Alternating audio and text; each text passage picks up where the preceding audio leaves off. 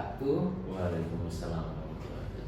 Oke, sebelumnya kembali lagi di series iPod, di mana di sini kita bakal berbincang-bincang sedikit terkait biasanya isu sih kita membahasnya. Cuma, nah topik kali ini kita sedikit meluas. Kita nggak mau membahas isu-isu doang. Yang dimana kita kan juga sebagai salah satu organisasi di FKUAD. Makanya pada kesempatan kali ini kami ingin membawakan topik mengenai keorganisasian. Nah, di sini sudah tertera ya judulnya, yaitu keorganisasian di Fakultas Kedokteran UAD.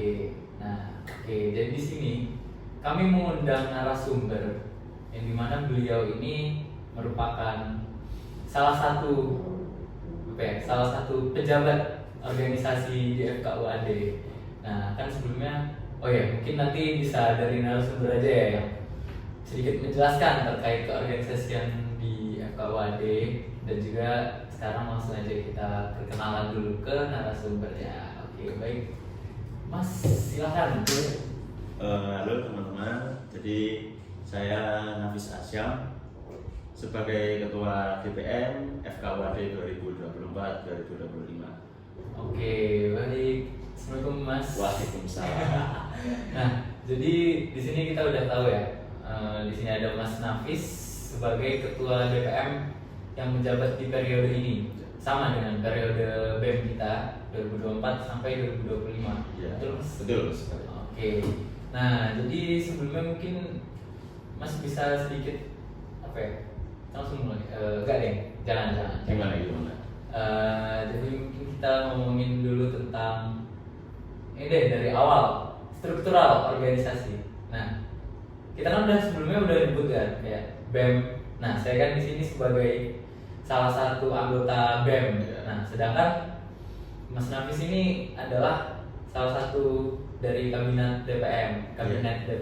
Nah, coba Mas boleh sedikit spill DPM itu apa gitu? Oke. Nah, jadi sebelumnya tadi kan bilang kalau Aden ini sebagai kabinet BEM ya. Ya. Nah, kalau di DPM ini sedikit berbeda. Jadi kalau di DPM ini namanya parlemen. oh Ya, gitu. Jadi di DPM ini strukturnya gitu ya. Strukturnya itu untuk PH itu normal sih, kayak pada umumnya lah, ada ketua, kemudian ada wakil, sekretaris sama bendahara, yang tugas-tugasnya itu emang orang itu juga udah tahu, bahkan semenjak SD pun udah ada kayak gitu di kelas masing-masing kan ya. Benar. Ya, betul. Terus kalau lanjut ke bagian untuk pelaksananya ibaratnya seperti itu. Kalau di BEM kan departemen. Nah, kalau di DPM sendiri ini namanya komisi. Oke. Gitu. Jadi komisi di DPM ini ada 4. Ada komisi A, komisi B, komisi C, sama komisi D. Oke. Gitu. Jadi kan DPM, tadi kan udah kelihatan tuh jelas perbedaan. Kalau DPM tuh dia komisi-komisi, dan juga bentuknya itu bukan kabinet, yaitu parlemen. Oke. Jadi mungkin Mas bisa ceritain kalau sistem dari awal pemilihannya deh. Awal pemilihan DPM. Pasti kan DPM sama BEM ini kan Pemilihannya beda kan ya, cara pasti. pemilihan. Nah, gimana? Nah, kalau DPM itu cara pemilihannya melalui hal yang sama dengan BEM. Jadi awalnya itu sama-sama, cuman di akhirnya beda. Kan pertama kita pasti akan melalui seleksi terlebih dahulu lewat KPU. Oke, ya. Nah, nanti di seleksi itu pendaftarannya tipenya berbeda. Kalau dari BEM sendiri yang mencalonkan diri itu sebagai Gubem maupun Wagub.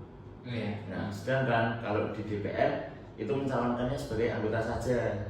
Nah, Oke. nanti setelah dari KPU menyeleksi pendaftaran tersebut akan diumumkan. Nah, setelah diumumkan yang lolos dan terverifikasi sesuai syarat dari BEM maupun DPM itu nanti akan melanjutkan ke tahap berikutnya. Nah, kalau DPM sendiri nanti penentuan, misal di BEM kan tadi udah kelihatan ya siapa Gubem, siapa Wagubnya.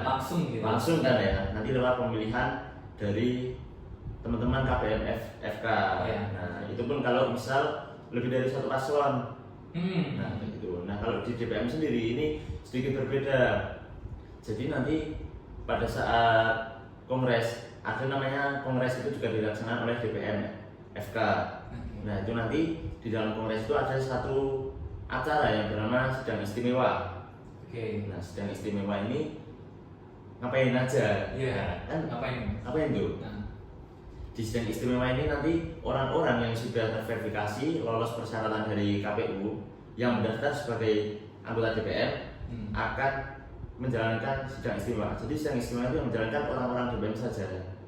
Oh, berarti yang mengikuti sidang istimewa itu orang-orang DPR? Iya, betul. Nanti selain orang DPR yang mendaftar itu akan menyaksikan kurang lebih begitu. Nah, di sidang istimewa ini orang-orang yang memang mendaftar dan lolos ini akan bermusyawarah kurang lebih seperti itu untuk menentukan siapa ketuanya, siapa wakilnya. Kemudian apabila lebih dari 2 yang mendaftar, pastinya kan lebih dari 2 kan ya. Itu akan bisa jadi menjadi bendahara, sekretaris, komisi-komisi, jadi komisi maupun staf komisi. Nah, itu nanti semuanya diselesaikan di situ.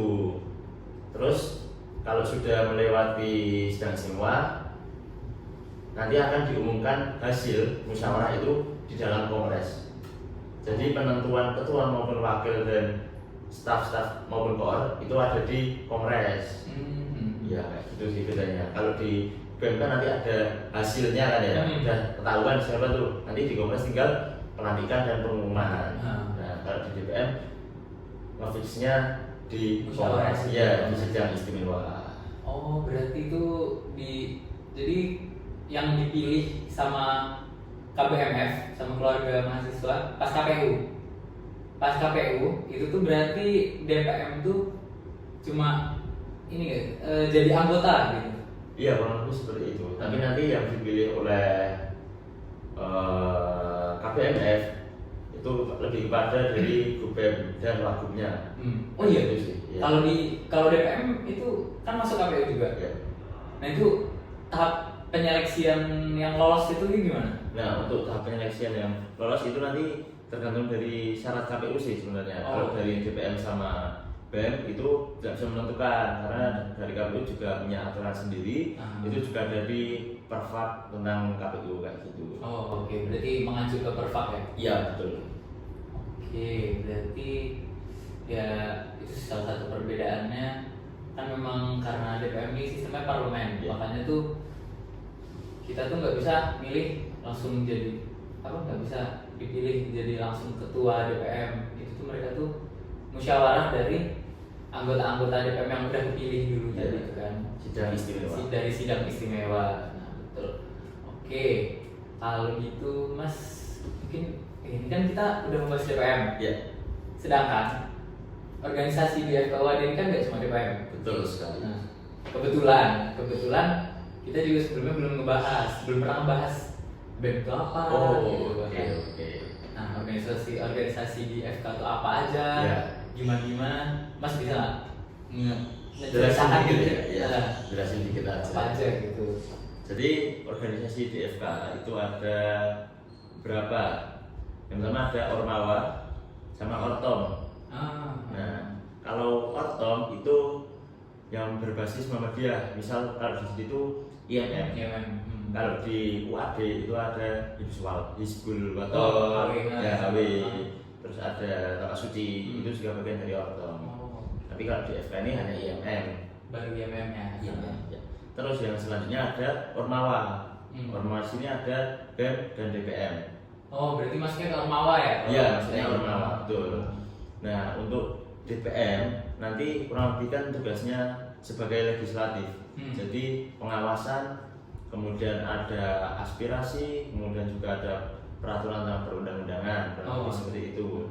Dan itu nanti dari DPM akan mengawasi ke BEM sebagai eksekutornya. Nah, kalau BEM eksekutor pastinya akan ada yang mengawasi yaitu DPM supaya dinamika perorganisasian itu saling terbentuk. Betul.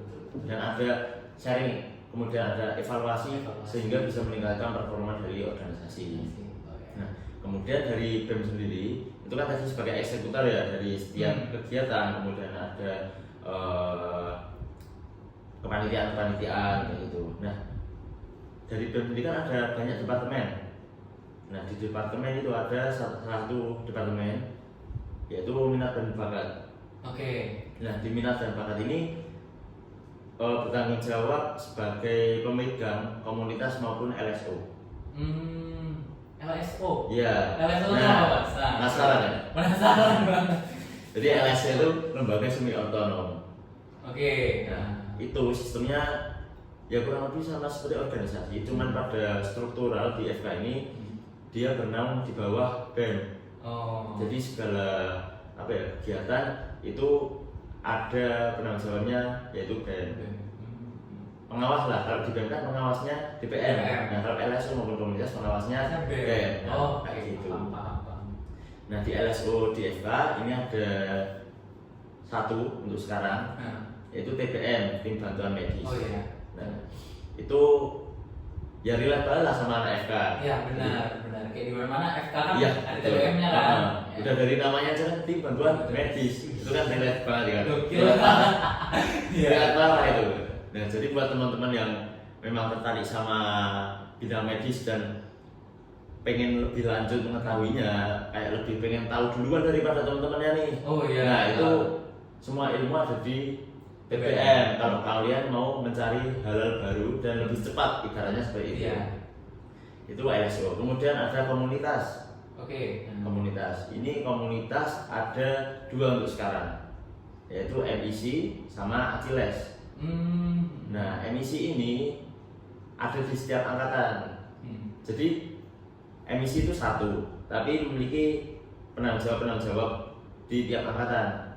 Karena tugas dari MIC sendiri ini membantu dari teman-teman angkatan untuk mendapatkan nilai ujian yang lebih baik. Oh iya. Nah, itu membantu pembelajaran. Itu bisa dari teman-teman MIC itu merangkum dari materi-materi perkuliahan, kemudian dari cutting, kemudian dari pembelajaran lainnya itu di-share ke teman-teman angkatan kayak gitu. Nah, terus komunitas selanjutnya kan tadi ada Aciles. Nah, untuk Aciles ini dia mirip seperti minat dan bakat, tapi dia berfokus pada untuk saat ini lebih berfokus pada olahragaan. Olahragaan. Nah, tapi di lain olahragaan itu juga ada silaturahmi. Itu Aciles saat ini yang tak lihat itu bersifat inklusif lah. Jadi untuk tiap angkatan di FK itu pastinya akan berdekatan dengan Aciles. Baik yang preklinik, baik yang profesi maupun yang sudah lulus. Nah, karena sifatnya inklusif tadi, jadi siapapun yang di FKUAD mahasiswa itu dapat saling mengenal lah di situ. Dari Aciles itu. Dari Aciles kayak gitu.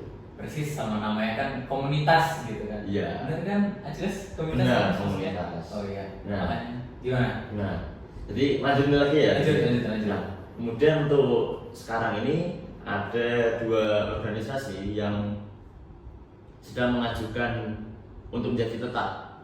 Nah, jadi dalam masa pengajuan ini ada namanya masa percobaan. Untuk masa percobaan ini dilakukan selama minimal 3 bulan dan maksimal itu enggak ada karena untuk melihat potensi apakah organisasi ini layak atau tidak, maka akan terus kami lihat perkembangannya. Itu ada dua, yaitu ada CIMSA, kemudian yang kedua itu ada MRSA. Nah, ini kalau CIMSA ini kalau teman-teman tahu juga ada ISMKI. Iya. Nah, itu kan ISMKI menaungi BEM.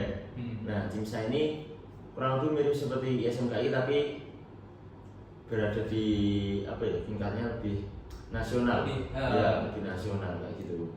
Terus juga kegiatan-kegiatannya kurang lebih mirip lah sama BEM. Jadi sebagai eksekutor juga. Untuk sekarang ini CIMSA di FKUAD sebagai CIMSA Observer karena masih calon gitu. Masih calon. Itu juga dari pusat yang menentukan apakah CIMSA ini layak untuk menjadi CIMSA tetap. Jadi bukan dari DPM maupun BEM. Jadi itu dari pusatnya mereka. Iya, dari pusat. Apakah mereka itu layak untuk tidak menjadi observer dan melanjutkan ke tahap selanjutnya gitu. Nah, kalau di DPM maupun BEM ini tanggung jawab kepada Cimsa sebagai yang melakukan masa percobaannya itu akan terus menilai untuk menetapkan apakah Cimsa ini layak diloloskan sebagai organisasi baru DFK, dan apabila layak maka dari Cimsa maupun MRSA tadi itu akan mengatur membuat administrasinya untuk bisa diajukan masuk ke dalam ADART. Secara resmi gitu. Iya betul, secara resmi. Kemudian tadi kan Cimsa, ya kurang lebih mirip seperti BEM tadi kan ya biasanya. Kemudian yang selanjutnya ada di MRSA. Nah kalau MRSA ini lebih kepada penelitian. Jadi kalau teman-teman yang tertarik sebagai peneliti tentang biomedis maupun mau membuat jurnal bahkan ya tembus Scopus gitu. Nah itu kan bisa dibantu oleh MRSA. Jadi MRSA ya kegiatannya kurang lebih seperti itu. Mereka akan jurnal reading, kemudian menginformasikan lomba-lomba gitu. Ada perlombaan yang kayak antar kampus gitu. Terus juga mereka kayaknya juga nanti mungkin lebih ke ini sih, arahnya bisa juga sampai ke riset mungkin. Betul kan? Oke, lanjut Mas. Untuk di FK ini kurang lebih organisasinya kayak gitu sih. Jadi tadi ada DPM, kemudian ada BEM, kemudian ada LSO yaitu TPM, kemudian komunitas ada Aciles, ada emisi. Kemudian yang masih masa percobaan itu ada Cimsa, kemudian juga MRSA, dan yang nggak bisa kita lupakan itu ada Optom yaitu IMM tadi. Betul. Jadi total ada 8 saat ini, dan yang belum resmi itu ada 2. Oke, gila. Nah, sekarang ya emang ini sih ya, karena kan FKUAD ini kan juga masih baru kan Mas. Iya betul. Makanya masih ada yang baru masuk, masih masa percobaan, dan makanya memang kita juga di sini kenapa? Nah kita kaitin nih, kan dapat kan kita berarti ke poin apa sih pentingnya organisasi gitu. Oke. Nah, kayaknya seingat saya itu ada di pertanyaan nomor 1. Nah, benefit dulu. Oke, gimana Mas? Apa saja benefit yang bisa didapatkan apabila aktif dalam berorganisasi? Jadi ini konteksnya untuk orang yang misal masuk dan dia aktif gitu ya. Jadi untuk orang yang aktif dalam berorganisasi itu menurutku sangat bermanfaat banget lah. Karena di organisasi itu tiap organisasi kan tujuannya berbeda-beda. Tapi yang paling penting itu tiap organisasi pasti punya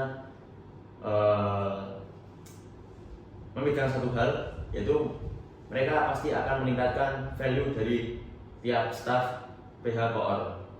Nah, jadi untuk teman-teman yang aktif pasti mereka akan mendapatkan peningkatan itu daripada teman-teman yang tidak aktif di organisasi. Kemudian juga bisa mendapatkan peningkatan dari disiplin ilmu. Kan karena kan tiap organisasi berbeda. DPM dan TPM itu kan beda-beda. Jadi disiplin ilmu yang didapatkan oleh orang yang aktif di organisasi tertentu itu pasti berbeda dengan orang yang tidak aktif maupun yang di organisasi yang berbeda. Dan itu akan menjadi poin plus apabila orang tersebut memang minat menekuni hal itu, bahkan sampai lulus menjadi dokter. Kemudian manfaat dari aktif di organisasi itu juga bisa meningkatkan relasi. Ini hal yang umum banget lah, pasti teman-teman sering tahu gitu ya. Dari motivator gitu. Nah, di brosur itu kan juga ada kan ya. Kalau kamu join ini kamu bisa meningkatkan relasi. Kemudian juga meningkatkan pengalaman. Nah, kayak gitu. Tapi ini memang dua hal yang ya walaupun kita semua udah tahu dan udah mainstream untuk ditempel di poster-poster pendaftaran organisasi, tapi ini memang benar apa adanya gitu. Jadi ketika teman-teman yang aktif dengan yang nggak aktif itu akan berbeda relasinya, akan berbeda pengalamannya. Nah, apalagi kalau dibandingkan dengan teman-teman yang nggak ikut organisasi. Ini aja dia sama-sama ikut nih, 2 orang, tapi yang satu masih pasif, dan satu aktif, itu aja udah beda. Betul. Apalagi dibandingin sama yang nggak ikut sama sekali gitu. Betul sekali. Gila, makanya ya ini sih memang kan kita di kuliah, menurut saya kan memang kuliah ini kan lebih ke kita nih mengembangkan diri kita kan sebelum dewasa, nanti Ya. kita beranjak ke dunia kerja yang dimana itu tuh dunia lebih keras lah gitu kan, persaingannya lebih ketat. Nah makanya menurut saya tuh ya organisasi itu salah satu kepentingannya yang memang salah satunya itu kan mas, untuk mengasah soft skill juga gitu ya kan. Apalagi kita kan sebagai dokter besok dituntut untuk menjadi pemimpin mau nggak mau. Betul banget ya.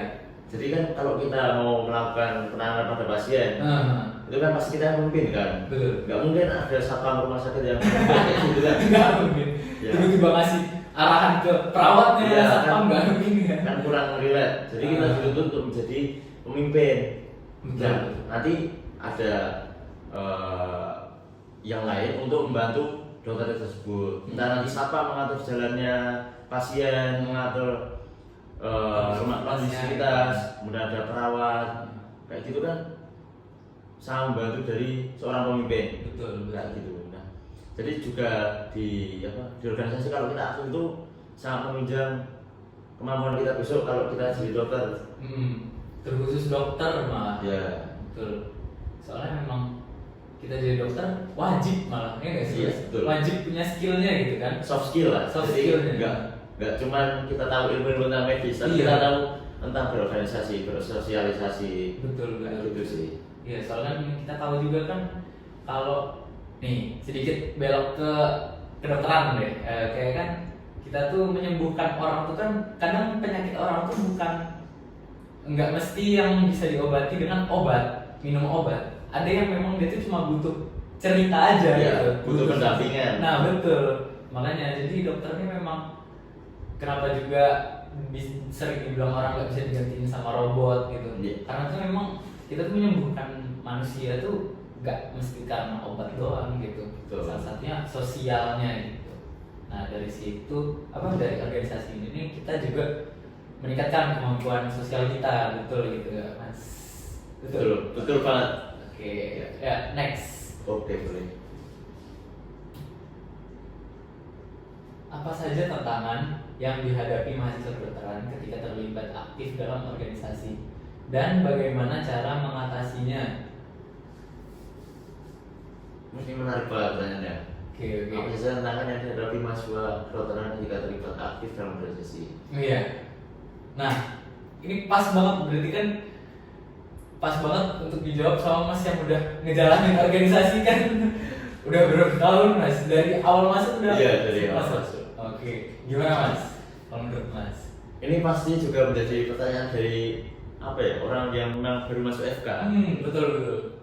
Bahkan nggak cuma FK sih, di fakultas-fakultas Iya. lain orang yang baru itu juga pasti akan berpikiran kayak gini. Tapi ini yang banyak dialami anak FK itu mikirnya karena kan kita jadi dokter, pastinya berat kan ya. Berat. Apalagi Ya. belum baru lulus SMA, belum tahu gimana itu perkuliahan. Iya. Itu kan mikirnya dari orang-orang wah FK berat karena dari banyak orang ini yang lolos cuma sekian kayak gitu. Penyaringannya aja susah, Betul. sangat sulit gitu kan. Susah kan. Jadi ini sebuah pertanyaan yang bagus karena dari teman-teman maba itu membandingkan dengan apa tujuan mereka. Karena karena orang-orang itu mikirnya FK berat lah kok malah tambah berat, malah nambah beban gitu masuk organisasi. Nah, jadi tantangan mahasiswa kedokteran itu kalau aktif itu tantangannya bisa macam-macam sih. Wah kalau tak sebutin semua panjangan durasinya. Oke, salah satu mungkin yang mas rasain aja Kita pribadi rasakan. ke kendala Jadi, mas mungkin. Salah satu tantangan yaitu adalah menyeimbangkan antara kehidupan di organisasi dengan kehidupan di kedokteran, di akademik lebih tepatnya. Jadi kan di organisasi kita memang punya tanggung jawab entah sebagai staf, koor maupun dari BPH sendiri. Sedangkan di akademik kita memiliki tanggung jawab untuk mendapatkan nilai, mendapatkan ilmu supaya bisa lulus menjadi dokter yang bermanfaat. Betul. Kan kayak gitu kan. Betul. Nah, cara menjadi dokter yang bermanfaat kan kita bisa dari belajar. Nah, di pembelajaran tersebut, kalau misal orang yang tersebut juga ikut organisasi, di organisasi juga banyak kegiatan. Di FK sendiri seringnya malam kan ya? Apanya? Kegiatan Oh, rapat. kegiatan. Ya. Kalau rapat kan seringnya malam. Malam, karena pagi sampai sorenya udah full Iya. kuliah. Kayak gitu. Jadi membalance antara dua tersebut. Karena bisa kita lihat di jadwal tiap angkatan itu kan pasti apa ya, memiliki tingkat kesulitan masing-masing. Apalagi di organisasi nggak cuma satu angkatan. Oh iya. Nah, kita jadi harus membalance juga antara teman-teman yang berbeda angkatan di satu organisasi yang mengikuti kegiatan organisasi dengan kegiatan akademik mereka. Misal nih, besok angkatan 2023 ada tutor pertemuan 2. Iya. Nah, itu kan mini quiz kan ya. Pertemuan 2. Mini quiz. Mini quiz. Mini quiz. Terus angkatan yang 2022 itu ada praktikum. Oh, ngafalin kan. Kalau nggak ngafalin hal. Iya. Jadi kan itu apa ya? Kayak berarti kita kayak taruhan lah. Bertaruh di situ. Gimana nih caranya supaya kegiatan dari dua angkatan ini enggak nabrak atau enggak menyulitkan di organisasi. Jadi itu sebuah tantangan dari teman-teman yang aktif berorganisasi kayak gitu sih. Misal terus malamnya rapat, besoknya tadi ada mini quiz sama praktikum. Nah, gimana pintarnya teman-teman mengatur pembelajaran, mengatur cara belajar, mengatur waktu belajar. Jadi entah nanti sebelum rapat atau setelah rapat, kemudian di rapat pun kita juga bisa, jika memang saatnya dan tidak mengganggu kegiatan rapat tersebut, kita tanya ke teman nih, kamu udah belajar belum? Oh, iya. Aku kasih tahu dong, ayo diskusi kayak gitu sih. Jadi memang ini juga tergantung individu masing-masing. Jadi kalau nggak bisa beradaptasi dengan hal kayak gitu, ya pastinya juga akan susah dan akan lebih menonjolkan satu sisi. Misal udah gabung organisasi dan dia pasti kalau kesulitan beradaptasi akan berada satu entah organisasi maupun akademik. Betul. Kayak gitu. Itu hal yang menurutku berat sih. Memang. Soalnya dan juga krusial dan Mas. Betul. Kayak yang tadi udah Mas bilang, nanti kalau misalnya dia nggak bisa adaptasi, bakal salah satunya ada yang kalah. Iya. Kayak contohnya mungkin dia akhirnya cenderung ke organisasi misalnya. Organisasinya lancar, tapi akademiknya nilainya malah jeblok gitu kan kalau nggak bisa adaptasi. Oke. Jadi memang itu ya tantangan terberat menurut Mas ya. Ya.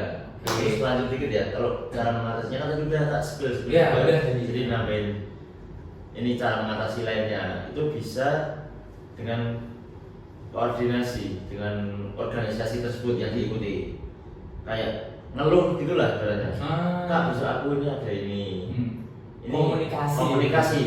Betul, tepat sekali. Jadi komunikasi itu sebagai salah satu cara penanganan. Dan itu menurutku juga manjur sih. Bisa membantu keberatan dari teman-teman. Kayak Kak ini tadi besok aku ada kayak gini bisa diundur gak? Kalau misal iya dan besoknya pun juga tidak masalah, ya why not? Dan kalau pun tidak bisa, nanti komunikasi itu terus akan berlanjut dengan kakak tingkatnya itu bisa membantu lah dari adik tingkat misal tidak bisa. Saling koordinasi, saling komunikasi. Karena peran komunikasi dan koordinasi di organisasi itu sangat krusial. Penting banget. Ya, krusial. Nah, di situ. Nah, kita baru ngebahas satu topik, satu pertanyaan aja. Udah langsung ketahuan gitu. Kayak tadi benefit. Itu kan termasuk salah satu benefit organisasi. Iya, betul. Akhirnya kan komunikasi kita mau nggak mau harus meningkat kan, karena wajib gitu berkomunikasi biar kita tuh tetap bisa seimbang gitu beradaptasi. Nah itu salah satu dan juga komunikasi kan kita butuh gitu. Butuh banget. Oke, kita langsung next question selanjutnya. Yang ketiga nih. Iya. Apakah semua mahasiswa kedokteran harus terlibat dalam organisasi, ataukah berorganisasi hanya penting bagi mahasiswa dengan minat tertentu? Nah, gimana? Berarti pertanyaannya tuh, nih mahasiswa kedokteran nih semua mahasiswa kedokteran tuh wajib organisasi, atau cuma orang-orang yang pengen aja gitu? Nah, jadi kalau harus terlibat dalam organisasi, kalau sesuai tadi percakapan kita kan kita bahas organisasinya yang ada di FK, DPM, BEM, TBM, MISI, LSO, gitu kayak gitu kan ya. Jadi kalau menurutku itu tergantung dari tiap individu, jadi nggak bisa kita samaratakan. Dan kami pun yang ikut organisasi itu mungkin mendapatkan hal yang lebih, tapi juga kita mendapatkan hal yang tidak kita dapatkan ketika kita tidak ikut organisasi. Jadi tiap pilihan itu pasti ada poin plus dan poin minusnya. Kalau semua mahasiswa kedokteran harus terlibat dalam organisasi, menurutku tadi balik dari tiap individu. Kemudian ataukah berorganisasi hanya penting bagi mahasiswa dengan minat tertentu? Enggak juga. Ataukah hanya penting bagi mahasiswa dengan minat tertentu? Enggak juga. Karena orang-orang yang berorganisasi itu kadang belum punya minat. Oh, oke, paham. Jadi mereka ingin mencari tahu. Nah, pengen nyoba, Ya, gitu kan? Entah dia pengen nyoba, entah dia FOMO. Iya, teman-teman yang ikut Ya. itu kan, nanti aku ditinggal gabut sendirian, Ya. gitu kan. Akhirnya dia ikut. Oh iya juga ya, bener sih. Jadi apa ya? Nggak bisa kita samaratakan lah kayak gitu. Betul. Karena tiap individu pasti punya tujuan yang masing-masing. Kenapa ikut organisasi? Kenapa enggak? Apalagi kita di FK itu orangnya berbeda-beda, Iya. berbeda latar belakang kan. Betul. Juga pastinya mereka memiliki harapan dari orang tua yang berbeda pula. Betul. Nggak bisa kita samaratakan. Tapi sebagai mahasiswa FK untuk membahas tentang organisasi, mau nggak mau kita harus mempelajari. Mau nggak mau kita harus mengikuti alurnya dari berorganisasi. Karena menurutku berorganisasi itu bukan tentang kita join organisasi, tapi tentang kita dengan beberapa orang lainnya itu memiliki satu tujuan dan upaya kita dalam mewujudkan tujuan itu apa. Nah itu yang menurutku itu adalah suatu cara berorganisasi, ya itu cara yang penting. Karena tadi balik lagi ke sebelumnya, kalau kita dituntut sebagai pemimpin, mau nggak mau kita harus berorganisasi dengan satpam, klinik servis, manajer rumah sakit, perawat, bahkan pasien. Nah, keluarga pasien juga jangan lupa keluarga pasien. Kalau nggak ada keluarga, yang antar pasien. Yang antar pasien. Nah, jadi kita dituntut untuk bisa berorganisasi.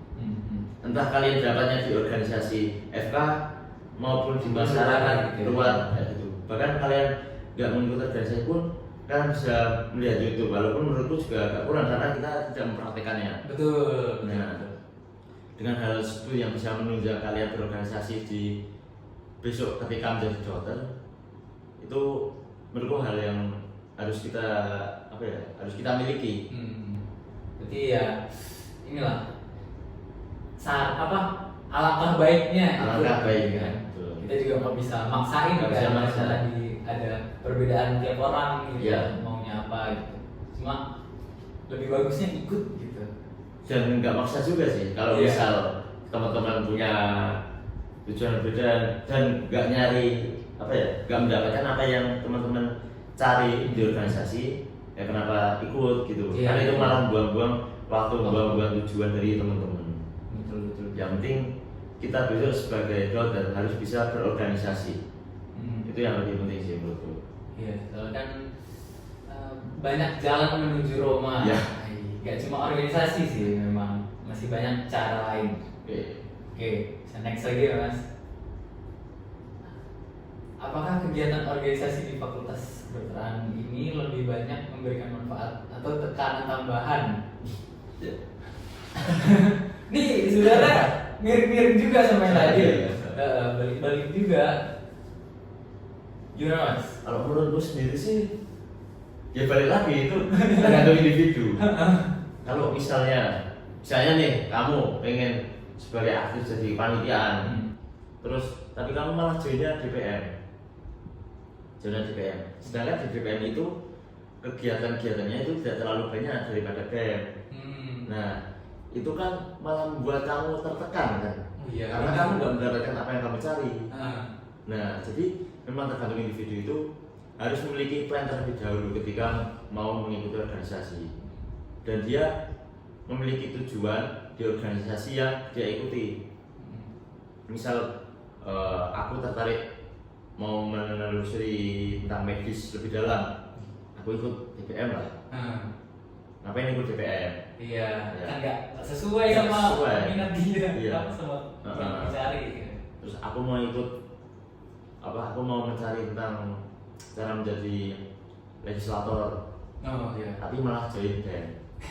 Nah itu kan kamu jadi tertekan juga. Wah aku sebenarnya nggak mau kayak gini, harusnya aku ikut DPM karena aku mau jadi gini-gini. Wah aku salah nih. Nah itu kan yang buat tertekan. Sebenarnya kayak gitu relatif sih, tergantung dari individu. Manfaat pun meskipun kita salah kayak tadi pengen jadi legislator tapi join band, itu juga ada manfaatnya juga. Karena orang yang masuk tersebut jadi tahu ternyata BEM kayak gini, aku mungkin mendapatkan hal yang tidak didapatkan di DPM di BEM, tapi aku tetap mau kayak gitu di DPM. Nah itu kan sebuah apa ya, ada manfaat dan ada tidak manfaatannya juga ya. Jadi pintar-pintarlah kalau mau mengikuti organisasi, jangan hanya ikut-ikutan. Kamu planning dulu, cari rencananya di organisasi selama 1 periode itu mau ngapain, mau lanjut atau enggak. Iya. Gitu. Jangan cuma ikut-ikutan lah saranku. Kalau mau ikut-ikutan pun kamu paling enggak research, tanya-tanya ke kaping, tanya ke demisioner, ke temanmu yang mau ikut itu kok kamu mau ikut ini alasannya kenapa? Iya, kenapa? Nah itu kan jadi kamu research dulu lah paling enggak cuman wah temanku daftar aku daftar lah. Yang penting kamu kalau kamu daftar aku daftar, kalau enggak jangan sampai kayak Jangan gitu. sampai ya. Iya. Terus tiba-tiba pas pengumuman lolos. Waduh. Wah, Malah kaget. malah kerepotin kan ya. Iya. Oh iya, nanti juga dampaknya kan ke organisasi juga. Betul. Kan, Mas? Akhirnya dia juga kayak nggak sepenuh hati gitu. Ya. Jalannya. Jadi perkembangan organisasinya juga bisa terhambat. Betul sekali. Oh, iya, betul. Oke, kita pertanyaan selanjutnya. Ini kayak pertanyaan terakhir nih. Oke, boleh. Bagaimana Fakultas Kedokteran dapat mendukung atau memfasilitasi kegiatan organisasi agar memberikan dampak positif tanpa mengorbankan kualitas akademik mahasiswa? Oh ini berarti dia nanya ini ya? Peran fakultas. Peran fakultas Peran fakultas. dalam mendukung organisasi mahasiswa gitu. Jadi ini pertanyaannya cuma mendapatkan sudut pandangku ya sebagai mahasiswa. Dan menurutku seharusnya ini juga kita bicarakan dengan stakeholder tertingginya dari Fakultas Kedokteran sendiri. Jadi supaya ada saran masukan kemudian juga ada outputnya. Jadi kalau menurut pendapatku, menurut diriku sendiri yang subjektif ini, yang objektif mungkin juga ada. Jadi peran fakultas untuk mahasiswa supaya tidak mengorbankan kualitas akademik mahasiswa itu adalah saling kerjasama dan komunikasi. Balik lagi dengan kerjasama komunikasi koordinasi. Ya kita bosan lah dengan kata-kata itu. Aku juga emang penting. Iya, masalahnya kayak gitu. Aku juga bosan ngomong kayak gitu. Tapi gimana lagi, itu kan penting. Dan banyak orang yang belum sadar bahkan kalau itu tuh ternyata penting. Nah, jadi peran dari mahasiswa yang mengikuti organisasi itu juga harus kerjasama koordinasi dengan fakultas. Entah itu terkait jadwal, terkait kegiatan. Kan ada kegiatan yang collab dengan fakultas. Oh iya. Mungkin dari BEM, dari DPM, IMM, DPM, hasil misi itu komunikasi dengan fakultas untuk mendapatkan kolaborasi. Betul. Dan di kolaborasi itu juga pastinya akan ada manfaat juga, karena kan kita juga sebagai mahasiswa tahu gimana ini dosen mau bantunya kayak gimana, bisa bantu seperti apa. Jadi kita mencoba terlebih dahulu lah. Dan sebagai dosen pun menurutku juga dosen akan mendapatkan manfaatnya, yaitu lebih mengetahui kegiatan dari tiap organisasi. Wah ternyata ketika saya sebagai dosen mengikuti acara kolaborasi ini dengan teman-teman panitia dari organisasi, itu ternyata begini toh. Dan kita jadi lebih tahu ya. juga tentang mahasiswa-mahasiswanya. Iya, nah jadi ada pendekatan di situ. Karena kalau kita nggak mendekat seperti itu, nggak ada kerjasama, kita jelek-jeleknya bakal seutuh terus. Iya. Wah ini kenapa fakultas kalau nggak mau kita? Terus dari dosen pun, wah ini kenapa mahasiswa kok kayak gini terus akademiknya turun karena organisasi dan lain sebagainya. Jadi kita juga harus sama-sama, menurutku juga harus sama-sama saling mengerti antara fakultas dengan mahasiswa. Di lain sisi pun organisasi kemahasiswaan ini juga mendukung dari fakultas, entah itu akreditasi entah itu marketing dari fakultas. Iya, betul. Kan siapa yang tahu, misal dari kegiatan BEM ada acara yang besar, kemudian mengundang siapa Tamu luar yang gitu. terkenal, kemudian mengadakan lomba-lomba besar. Nah otomatis orang luar tahu fakultas kedokteran UAD. Betul. Nah itu kan ada positif feedback lah, Ada timbal balik. betul. Jadi itu sih yang menurutku harus dilaksanakan. Contoh lagi nih, kita sebagai mahasiswa yang mengikuti organisasi ini membutuhkan seperti ruangan untuk administrasi saja lah namanya, untuk menyimpan plakat lah, untuk sertifikat lah, untuk menyimpan alat-alat seperti podcast ini kan ya, seperti kayak gitu. Jadi ini bisa dikomunikasikan dengan fakultas, apakah fakultas akan melakukan seperti apa untuk hal seperti ini, atau jika tidak, fakultas ini memiliki alternatif seperti apa.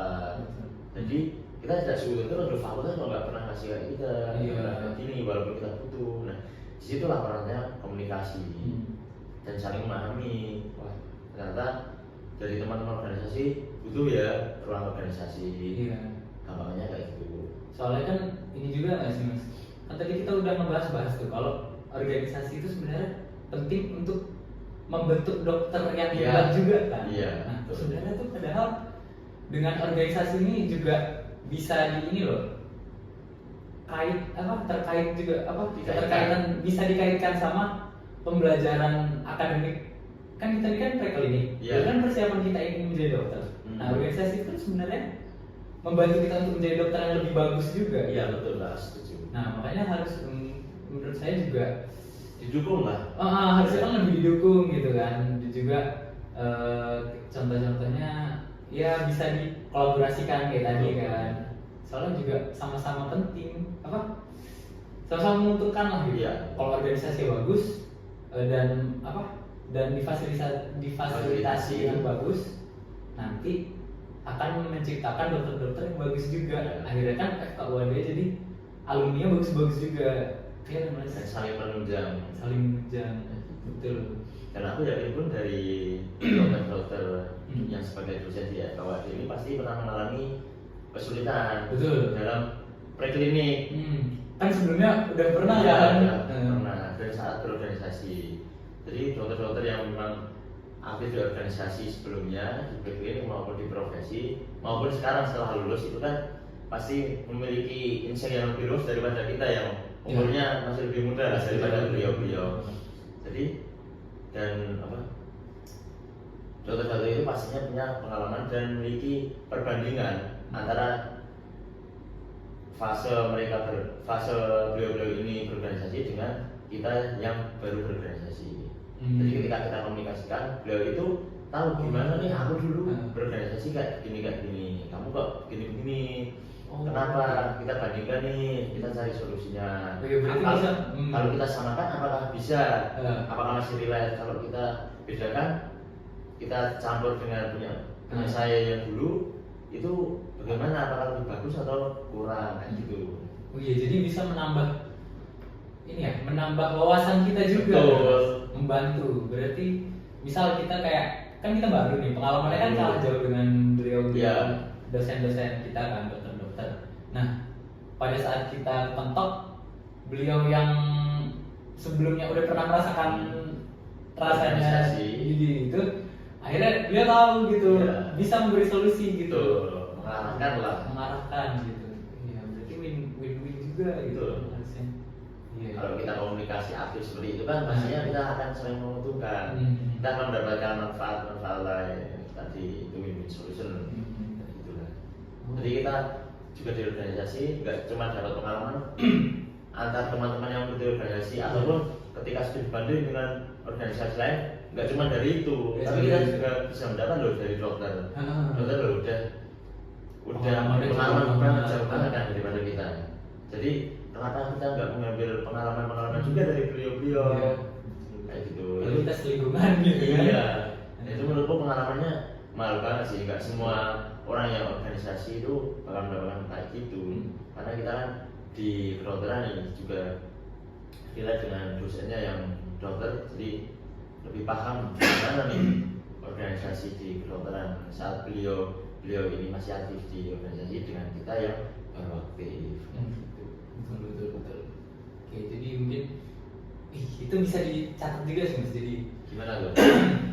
PR ini oh ya kita kan sesama ini kan organisasi Iya. anak organisasi di FKWD kan. Dan kita juga memang masih berjalan meningkatkan organisasi. Kemampuan dari organisasi maupun diri kita sendiri. Iya, betul. Oke, itu bisa ini jadi PR juga sih untuk kedepannya. Mungkin kan ini podcastnya kan bakal ditonton bisa sampai terus-terusnya gitu. Iya. Dan juga salah satu target kita ini kan ini adalah biar ditonton oleh maba. Oke. Nah, jadi juga Bagus sih itu nanti. iya, akhirnya kan maba-mabanya jadi sebelum mereka yang mau masuk gitu, Iya. mereka punya insight gitu, Iya. gimana sih, apa aja sih mereka dapat poin-poinnya, akhirnya mereka mungkin nanti bisa mengimplementasikan dari permasalahan Iya. tadi kan. Dari obrolan kita kali ini. Ya. Jadi mungkin di periode kita yang sedang berjalan ini ada beberapa hal yang kurang dari segi staffnya mungkin atau Iya. organisasinya dengan dokter, dengan beberapa kegiatan. Nah itu kan teman-teman maba nih yang melihat podcast kali ini Iya. itu kan akan mendapatkan solusi pemecahan masalah yang lebih duluan daripada kita, karena kan kita udah masuk nih. Sedangkan sedangkan kalian yang teman-teman maba ini masih belum, masih menunggu. Itu menurutku juga menjadi poin plus bagi teman-teman. Udah memplanning apa kegiatan mereka selama berorganisasi besok, supaya evaluasi ketika kita periode sedang berjalan ini tidak berulang. Kesalahan yang udah kita lakuin, yang udah kita rasakan itu nggak terulang lagi. Iya, betul. Itu salah satunya bisa dengan komunikasi dengan dokter, tanyain dokter periode kemarin itu gimana, kurangnya seperti apa, jadi ada win-win solution, ada saling bermanfaatan lah. Iya, betul. Oh iya, ini kan karena udah pertanyaan terakhir juga. Mas. Oke, siap. Nah, mungkin ini terakhir, karena tadi udah saya bilang juga kalau ini target audiens kita tuh lebih ke maba. Ini juga pertanyaan-pertanyaan yang udah Mas jawab sebelumnya. Ya. Itu tuh ada beberapa pertanyaan tuh dari maba. Oke. Nah, makanya saya pengen Mas mungkin bisa memberikan pesan-pesan apa, terutama untuk maba dan juga boleh untuk KBMF kedokteran UAD. Jadi untuk sedikit pesan aja sih untuk teman-teman maba dari yang belum menjadi anggota organisasi itu aktiflah dalam mencari minat kalian. Karena itu yang akan menentukan kalian di organisasi. Jangan takut untuk berpendapat, jangan takut untuk mencoba. Karena kesempatan mungkin nggak datang dua kali, dan hanya ada orang-orang yang menyerah, yang nggak mau mencoba. Jadi ketika kalian menyerah sebelum mencoba, itu menurutku suatu hal yang kurang banget lah. Betul. Loh, berarti kan kalau dia sama sekali belum nyoba, berarti itu kemungkinan dia untuk berhasil kayak nol. Iya. Kan belum nyoba sama sekali. Betul. Jadi sebelum mencoba pun kalian juga harus memplanning tadi kan. Iya, betul. Jadi jangan cuma kalian mencoba itu asal-asalan. Kayak gitu. Jadi manfaatkanlah setiap kemampuan, setiap kesempatan yang bisa kita ambil itu dimanfaatkan. Terus kemudian untuk pesan-pesan bagi seluruh KBMF itu sedikit pesan aja, bisa kita selama menjadi mahasiswa di FKWD salinglah bantu-bantu selama berorganisasi, selama berkegiatan di perkuliahan. Itu karena kita kan namanya jadi lulus nanti ya bakal jadi dokter kan ya. Iya. Dokter pun jadi teman sejawat kayak gitu. Jadi kita gak jauh-jauh lah dari teman-teman di FK sekarang ini, entah angkatan atas, angkatan bawah ataupun yang udah denis pun maupun dokter, karena dosen kita besok juga akan menjadi teman sejawat kita bila kita udah jadi dokter. Jadi saling bantu-bantu, komunikasi kayak gitu. Oke. Mungkin itu ya Mas pesan dari Mas Nafis, Ya. yang dimana ya kami harap ya penonton kalian semua yang nonton itu tuh bisa apa ya, bisa menyerap, bisa mengambil semua Hal-hal positif. manfaat, hal-hal positif dari pembicaraan kita di podcast kali ini.